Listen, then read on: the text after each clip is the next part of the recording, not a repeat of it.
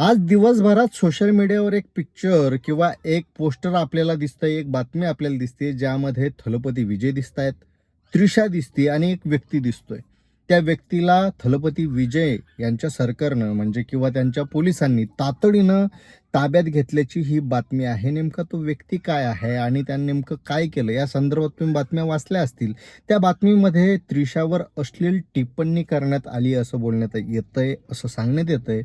वेगवेगळ्या माध्यमांवर ही बातमी आपण वाचतोय, ऐकतोय. पण नेमकं काय तो अश्लील बोललाय तो व्यक्ती आणि तिथल्या राजकारणाची गणितं काय आहेत, या संदर्भात ठोस काय आहे ते कोणत्याही न्यूजवर सांगितलेलं जात नाही. राजकारणावर सांगितलं जातंय, पण नेमकं कोणती अश्लील गोष्ट तो व्यक्ती बोललाय हे सांगितलं जात नाही. पण त्या संदर्भात आपण बोलणार आहे, कारण ही मानसिकता लोकांना माहिती झाली पाहिजे आणि आपल्या बोलण्याचे काय काय अर्थ निघू शकतात आणि त्याचा काय परिणाम होऊ शकतो हेही लोकांना कळलं पाहिजे. म्हणून ते आपण नेमकं काय अश्लील टिप्पणी होती ते आपण सांगणार आहे आणि त्या संदर्भात एकूणच तिथलं जे काही राजकारण आहे त्या संदर्भात या व्हिडिओच्या माध्यमातून आपण बोलूयात.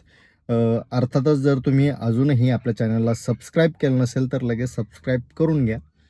आता तिथलं जे काही राजकारण आहे, तिथलं राजकारण आज आपण जर पाहिलं तर निश्चितच विरोधी पक्ष असेल किंवा विरोधी पक्षाचे जे काही नेते आहेत, त्यांना तुरुंगात टाकणं असेल किंवा त्यांच्यावर काही बंदी आणणं असेल किंवा त्यांच्या कार्यपद्धतीवर हस्तक्षेप करणं, कंट्रोल करणं, इथलं असं जे काही उदाहरणं आहेत, हे काही त्या राज्यासाठी नवीन नाही आहेत. या अगोदरही तिथं झालेलं आहे. पण यावेळेस जरा कारण वेगळं आहे. अर्थात विजय जे आहेत थलपती ते मुख्यमंत्री झाल्यापासून रोज खरं तर जेव्हापासून ते राजकारणात येण्याचं त्यांनी जाहीर केलं होतं तेव्हापासून ते रोजच चर्चेत आहे. तसं त्या अगोदरही कलेच्या माध्यमातून रोजच ते वेगवेगळ्या कारणानं चर्चेत होते.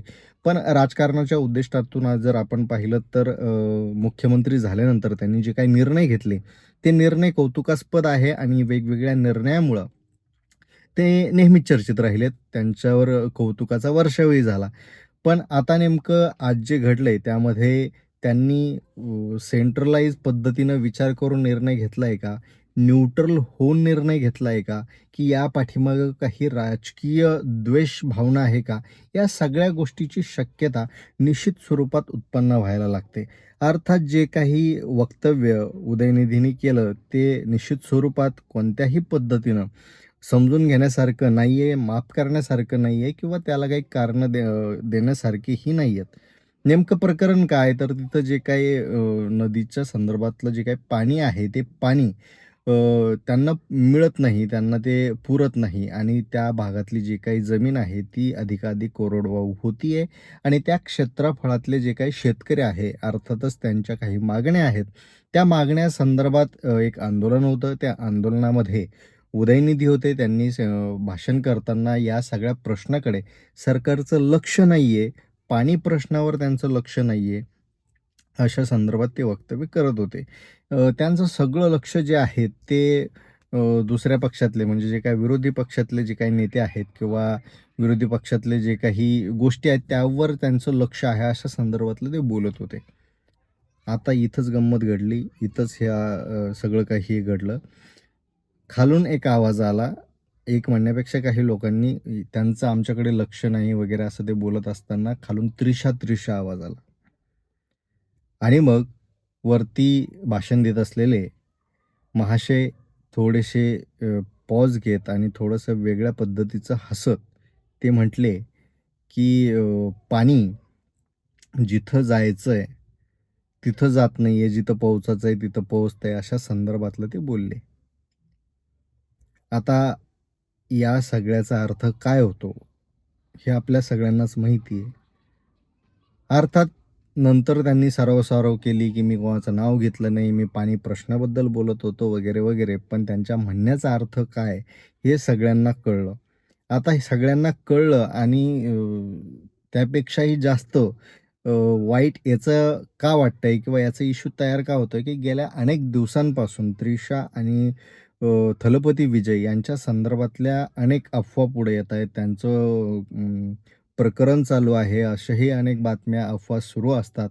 गेल्या काही वर्षांमध्ये विजय थलपती जे आहेत त्यांचा जो काही संसार होता तो संसार सुरळीत चालत नव्हता आणि त्यातून त्यांना घटस्फोट घ्यावा लागला वगैरेच्याही बातम्या आपण ऐकलेल्या असतील. पण याच्या पाठीमागे काही अफवा अशाही आहेत की त्यानंतर त्रिशा आणि त्यांची जवळीक वाढली किंवा काही ठिकाणी असंही बोललं जाते की त्यांची जवळीक वाढली म्हणून डिवोर्स वगैरे झाला. या सगळ्या गोष्टी अर्थातच त्यांनी नाकारल्या किंवा तशा संदर्भातलं कोणतेही ठोस पुरावे नसताना बेछूट पद्धतीनं त्यांच्यावर आरोप झाले आणि या सगळ्यांमध्ये सगळ्यात जास्त फटका त्रिशाला बसला.